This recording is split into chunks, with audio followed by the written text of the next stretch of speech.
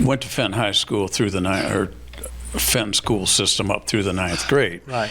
Then we went to a Christian school, which was about almost 25 miles north of where we live.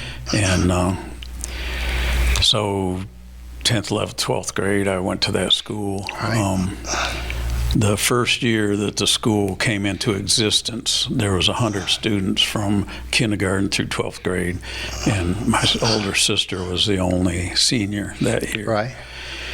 When I was a senior, there were 6 of us, but by the end of the school year, there was 4 seniors. So Right. I always tell everybody I graduated top of my class. well, I think it's good to keep stuff like that. I'd have me a T-shirt made. Yeah. So when did you really move down to this area? Before with that, now let's talk about working for General Motors. You worked for General Motors. I did. How long did you work for General Motors? 31 years. 31 years. See, I think that's great, man. You take, somebody that has a job and that kind of job and stays with that. A lot of benefits to that. Yeah. I always tell everybody that, my time at General Motors was a lot easier than like when my dad worked there. Back in the 50s and 60s, I mean, they worked hard, and then, the union kept making it better and better for people, and Right. and the benefits got better, because I remember my dad was going to quit back in I'd say the late 60s and come down here and bring the family and raise them on the farm. Right. But then the benefits started getting so good that, you can't cut the apron strings. Right. So he finished out his 30 years up there. And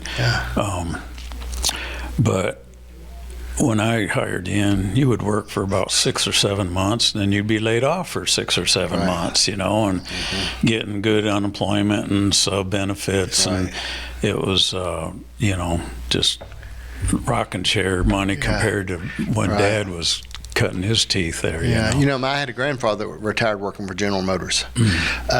He was the last husband of my grandmother, and his name was Martinez. He was straight Mexican. No, he wasn't no halfway Mexican. You couldn't hardly understand him. All right, but he was a worker. Now he worked for there, and he was in the National Guard, and he also retired working for General Motors. And she'd send him to work every day with a cooler full of sandwiches and stuff like that.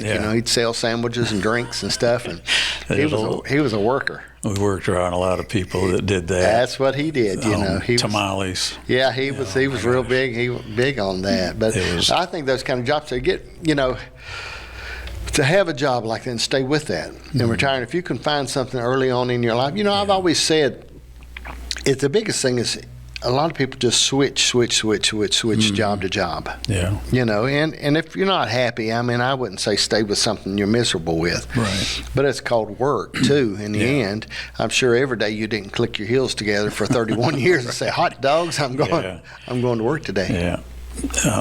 Those layoffs were nice when when you're young and you're wanting to get a break. You got it, but.